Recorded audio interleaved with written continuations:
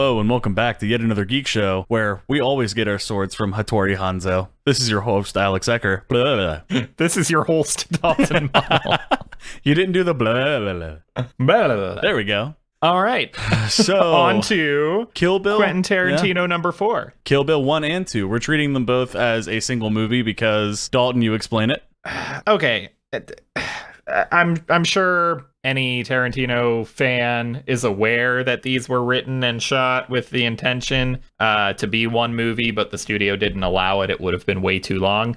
I agree with the studio on that one, but it's been hard to say for me. Maybe someone knows something I don't, but for me, it's been hard to say if this counted as 1 or 2, because Tarantino has long said he will make 10 movies and he will quit. And his newest movie he was referring to as his 9th, which, you know, if you're counting, leaves a weird little oddity where we're 1 short. And I've never been sure, I guess I'm still not, if that's because he counted these 2 movies as 1, or if it's because he didn't count Death Proof because it's half of Grindhouse and not strictly his movie in a way.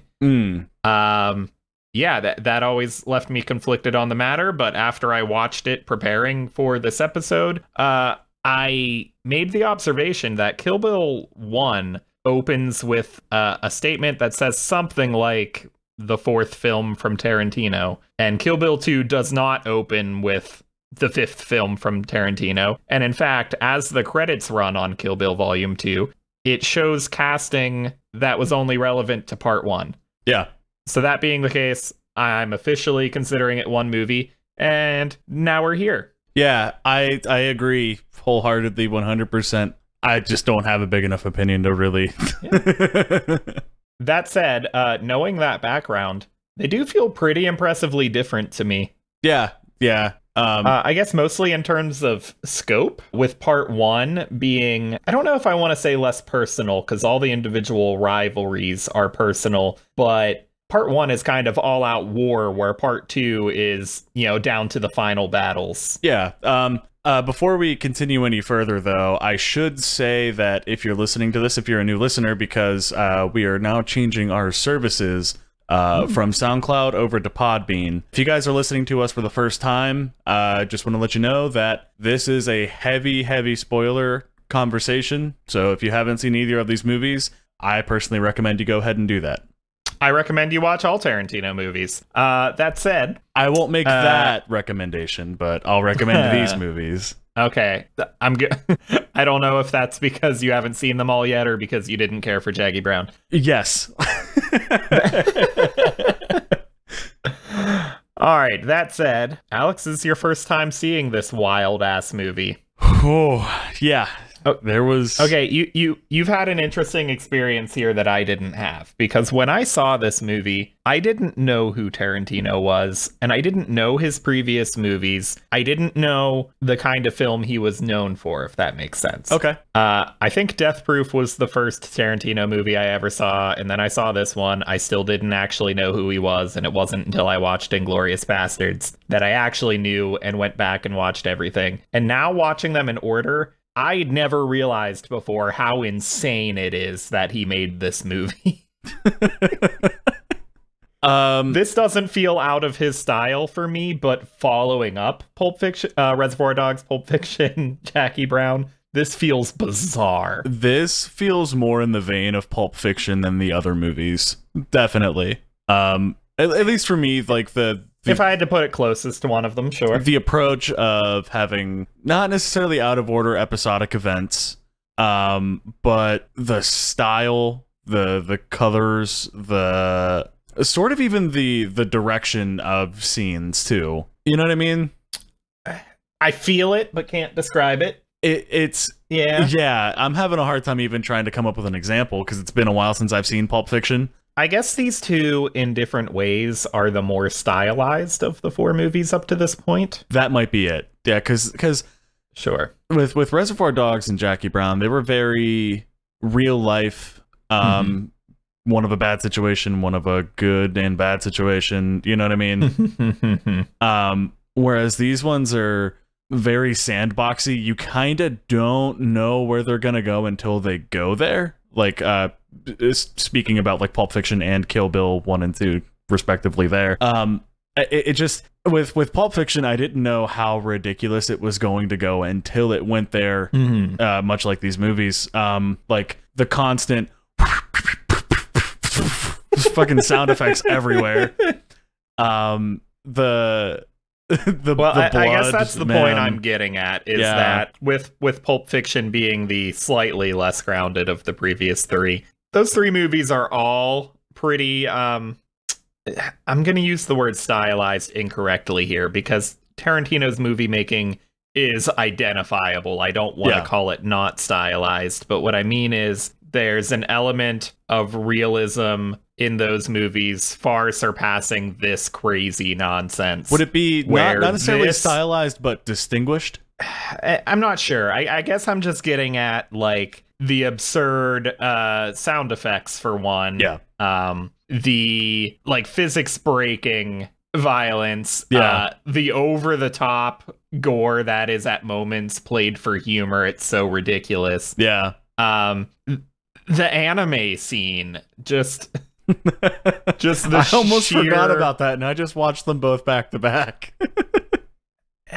Wow. Yeah, it's I've seen it said that if Tarantino movie, I don't know if this is kind of his quote, non-verbatim, that Tarantino movies exist in a universe, but some of them exist in a universe that is the movies that the people in his universe watch. Okay. I worded that poorly, but my point is this wouldn't be the universe of Pulp Fiction or Reservoir Dogs. This would be a movie in that world. Right. Okay, that's what I was going to ask you. Speaking of, Rufus, Samuel L. Jackson's character, was that supposed to be another nod to Pulp Fiction? I think it's just let's find an excuse to squeeze Samuel L. Jackson in there. Yeah.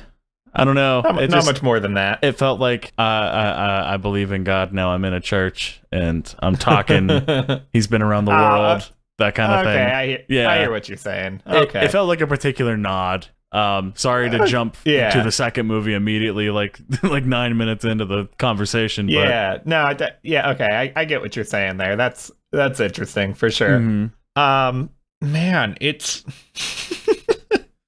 I don't know where to go from here. Oh, this is the start, at least as far as I noticed, of Tarantino's weird thing for feet. I don't mean to kink shame. I mean that it's weird that it is so noticeable and prevalent within the movies. The wiggle your toe. Wiggle your big toe, yep. Alex. How'd you know I was doing that right now? No. Okay, so I'm gonna jump back a little bit. Are you catching a tie-in to Pulp Fiction though? There's a more serious tie-in there. Uma Thurman?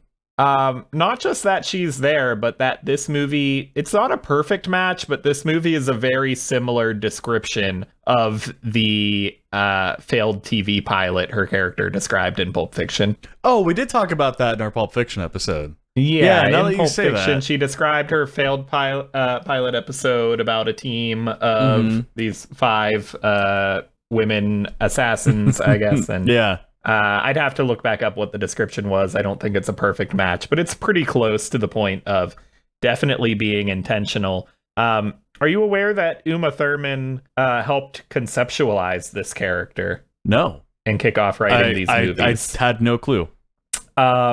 In Kill Bill, either the opening or ending credits or both, it says, based on the character, the bride created by Q and U, being Quentin and Uma. Oh, okay. I didn't know what that meant. So it's interesting to me that she kind of came up with the idea, and then Tarantino wrote a movie around her vague concept, and then apparently retroactively went with that failed TV pilot idea for Pulp Fiction. Oh, that's really cool, actually. So I just want to say, within like the first 2 minutes of the movie, where it's black and white and Uma Thurman's laying there dying, and it's all super quiet. Keep in mind, I watched this at my computer. I have 5-inch monitors for mixing and mastering and recording and all that kind of shit, so they're pretty loud. I had to turn them up to listen to what he was saying, and then the gunshot happens and scared the shit out of me. Like, it genuinely scared the shit out of me. Like, because I'm like, what is he saying? Oh God! Like, did you have a similar experience with that? No, but this is going to be wildly irrelevant, but it reminds me of the first time I ever got jump scared on the internet, because it was the video, if you recall. The Ford Ghost commercial? Yes, that one. And I think it was on funnyjunk.com, and it specifically came with a description that said to listen real closely and look real closely. And the commercial's quiet, and then you turn up your speakers like, I don't think I hear it. And then you lean in close because you think it's deep in the background. Yeah. And then it loudly jump scares the ever-living hell out of you. I did not quite fall out of my chair, but it was pretty close. I remember you showing me this video because you said, this was like a decade ago almost, and you were like, hey, you want to see a video that scared the shit out of me? Oh, man. Sorry, that was... laughing at your expense is fun. Okay, so... Okay, go on. Speaking of Tarantino's style, so Tarantino has a reputation for gore. Alex, before getting on this movie marathon, when you hadn't actually seen a Tarantino movie, you might remember the lyric in the epic rap battles where he appears, where he says to Alfred Hitchcock, I've seen more blood in the shower when I stub my toe in one. Yeah. It was there in the previous movies, but holy shit, not like this. I know. These movies are way over the top with it, and this is where that reputation really comes from. Yeah. Yeah. The prior movies made a point of turning away from the violence to help emphasize it. Yeah. And this one says, nah, movie violence is fun. Yeah, this one's like, hey, remember the Black Knight and the Holy Grail? Let's have a good day. Particularly with the anime sequence that, honestly, after having watched it, Tarantino has not strictly said that after he makes his 10th movie, he's done working in entertainment. He said he'll still do other things.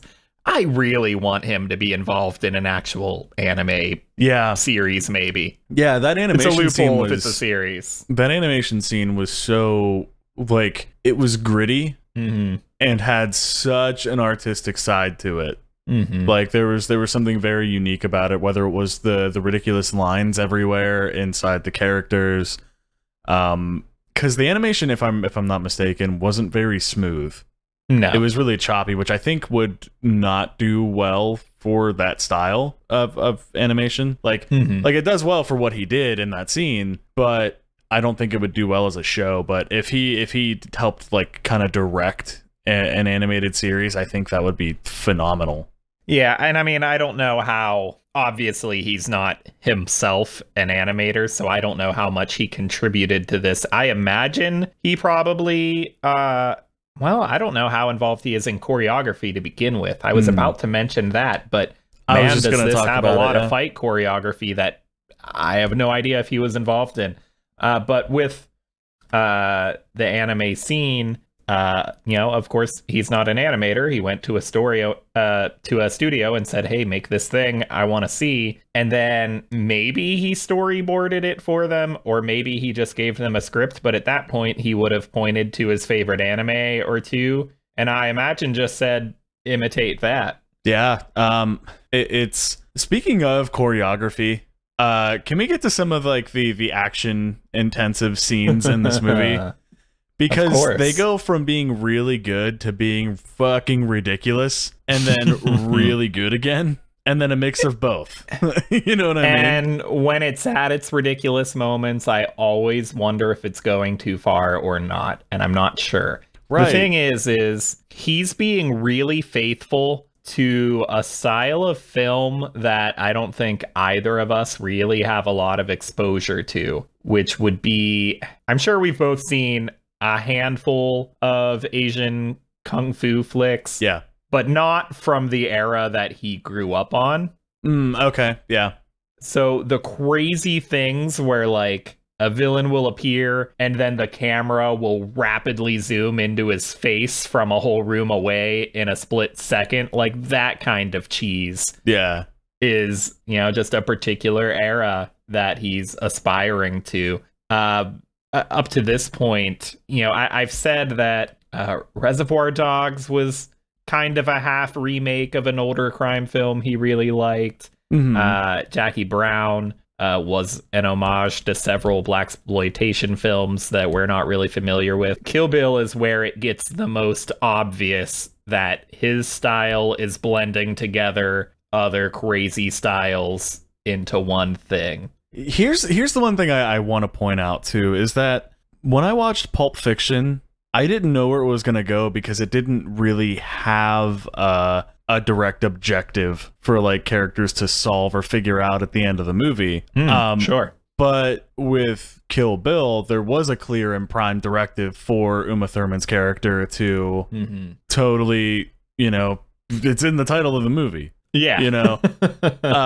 I wasn't like, even towards the end of the movie, it is a wonderful title. Like, yeah, even throughout like the entire movie, both 1 and 2, I didn't know where it was gonna go. Like, even if she got to the end with Bill, I didn't know if she was gonna die, if he was gonna die, if they were both gonna die. Like, yeah, like it was such it was a good ambiguity but between both of the films. And in that respect, I think it was very much like Pulp Fiction, at least in my experience.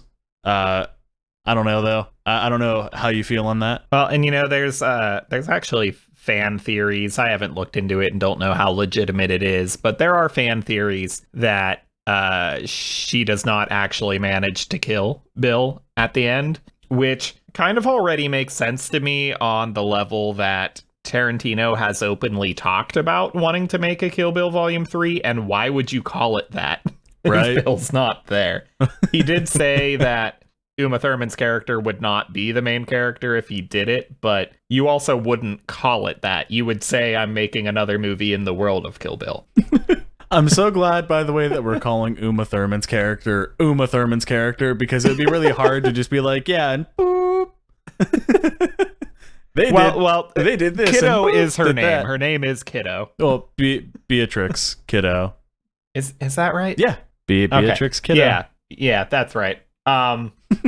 They avoid telling you that for a while. Yeah, I don't get it. Like within like the first like fight that you see, like they're talking, and then I actually had to rewind it because I'm like, wait, what's going on here? It was like me and Boop have to talk. Go to your room, and I'm like, yeah, wait. Well, why did they do that? At some point in Volume 1, I believe it's Bud actually calls her Kiddo, but you interpret it as the expression. Yeah. No, Bud wasn't introduced until the second movie. Okay. Misremembering that then. I think it was in Part 1 that someone did that. Otherwise, you also do manage to see her name on a passport or a plane ticket or something like that. Okay. It's visible on screen. But why did they think that was an idea? Like, I'm just confused. It might be an homage to something we don't know or particularly care about. Okay. Other than that, it's just fun. Like watching Fight Club and realizing when the movie ends, oh shit, that character never got a name, did he? Or when the movie ends and there's just the giant penis. Yeah, also fun. Yeah, penises are fun. Great. Now there's a clip around the world of me saying that. Okay. This is probably going to come out short because, frankly, I don't want to go scene by scene like we kind of usually do, or even character by character, because there are so many. Yeah, there's so much going on. Goddamn characters and so many plot points. I'm mostly just kind of comparing and contrasting this to the previous movies. I will say a place it is lacking compared to Reservoir Dogs and Pulp Fiction is in dialogue. And there is great dialogue here. There's dialogue better than most writers could do. Yeah. But Pulp Fiction is the most quotable movie ever, and this is absolutely not that. Yeah, okay, I'll give you that. Granted, I don't know how much of that is because of Kiddo, the bride, spending a good portion of the movie speaking Japanese or listening to people speak Japanese, so maybe that's some of it. Maybe. Some of the movie's dialogue also strikes me as intentionally bad, as kind of tribute to other kung fu movies with bad dialogue. Mm. Something like, was it Lucy Liu's character, O-Ren, was it her that said something along the lines of, did you really think it would be this easy or that easy? Yeah. And she responds, for a moment there, I kind of did. I kind of thought it would be, or I kind of did, something like that. And just that whole everything about that is so bad. Yeah. But on the other hand, Lucy Liu standing on top of the table and the tiny run to the head. The dialogue there was fantastic. Yeah, that was really good. But the scene leading up to the dialogue I thought was really bad.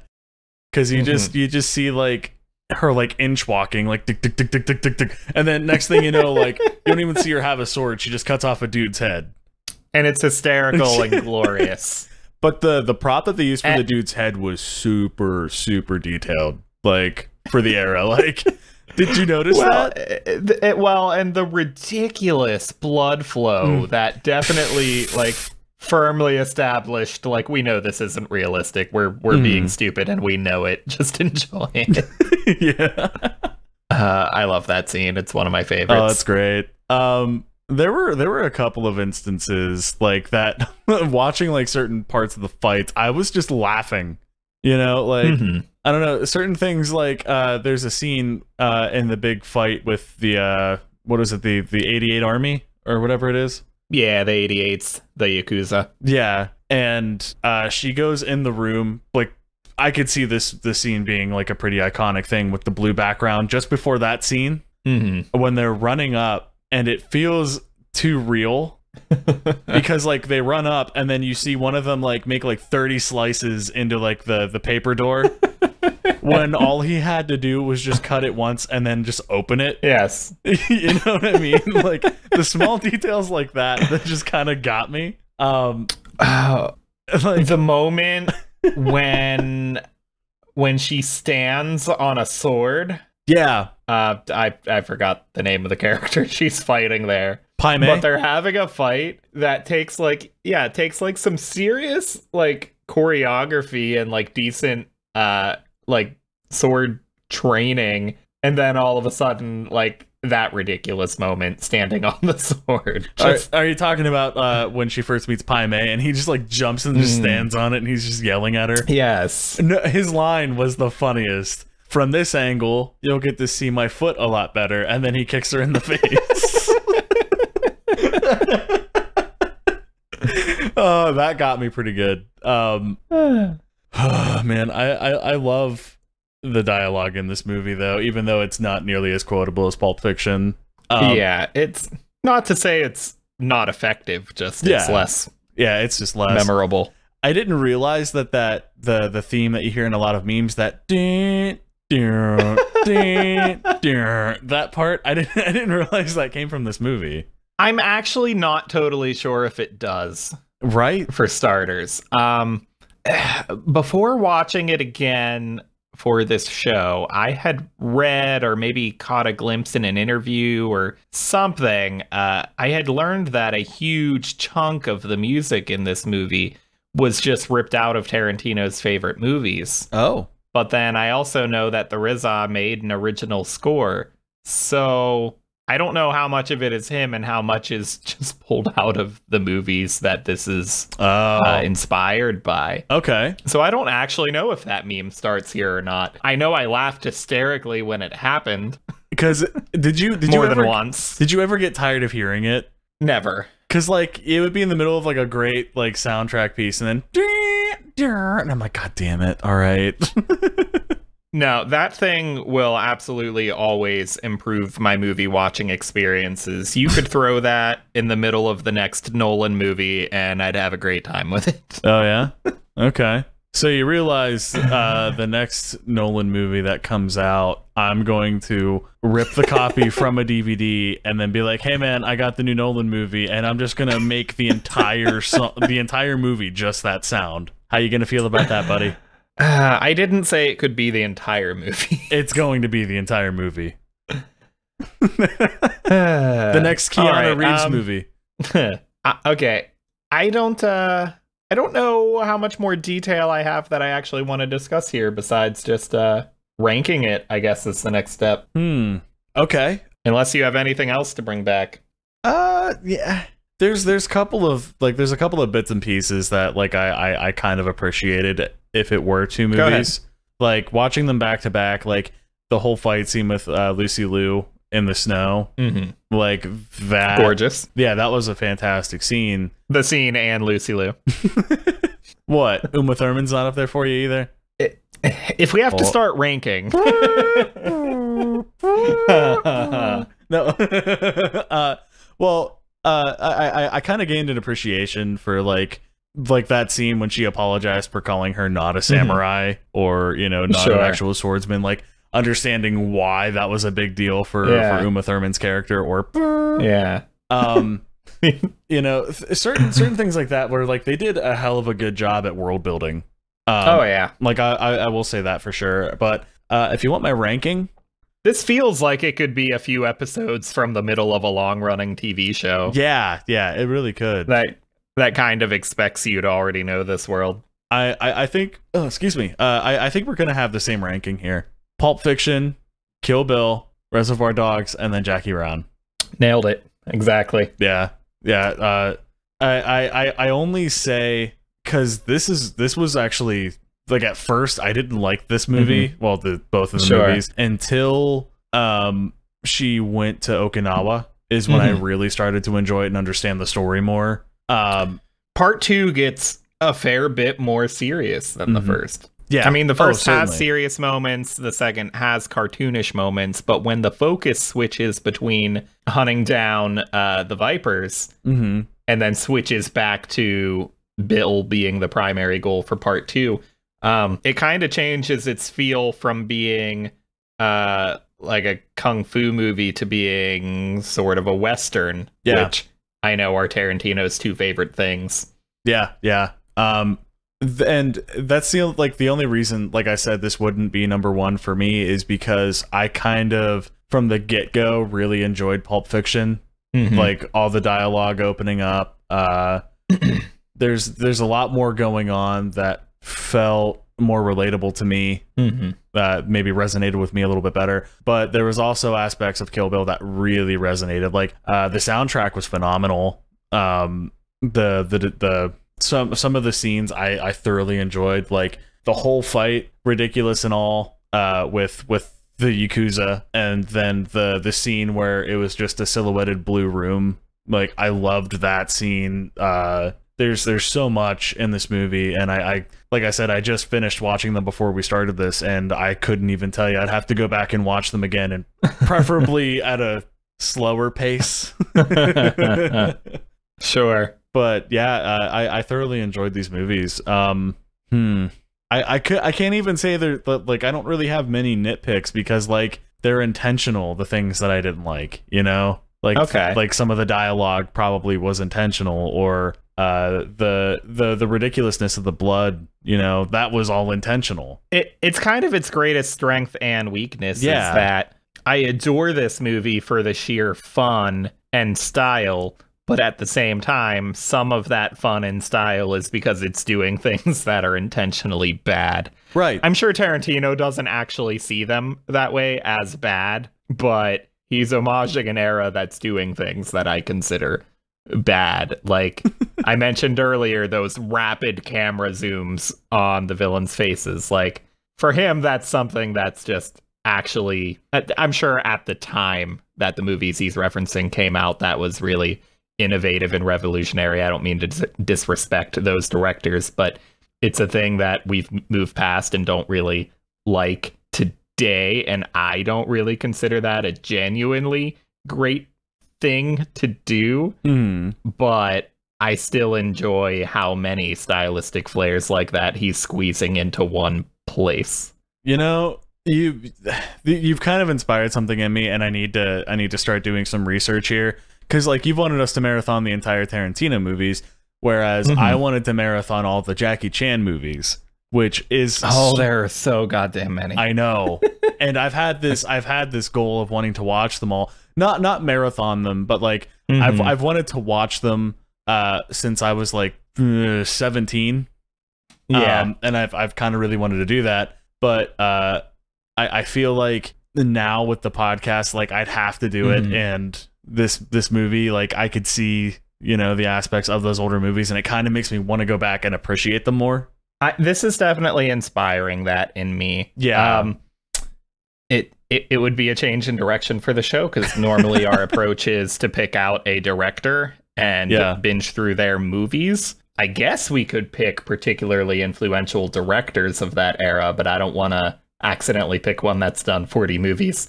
Yeah, no, but I would be interested in just looking up like top 30 influential kung fu films, top 30 or so westerns, that kind of thing.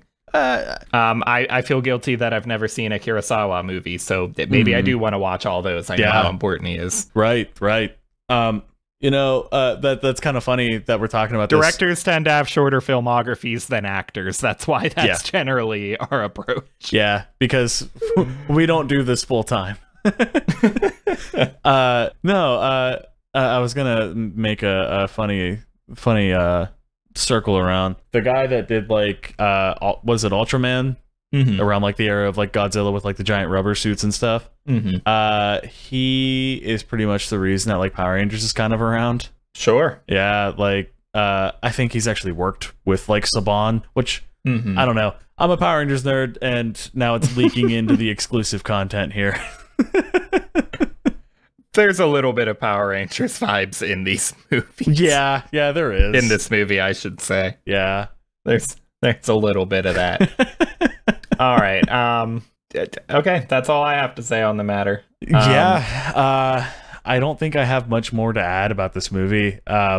There's just so much to try and to absorb that this is just, you know, there's a lot that we'd have to like drop my phone. Oh no, on a metal piece. Anyways, I need to see if my phone just broke or not. It's neither broken or non-broken until you look. So just never look. But you guys can look forward to the next episode of our Tarantino Spotlights, which will be Death Proof. Thanks for listening. We'll see you there. Take care.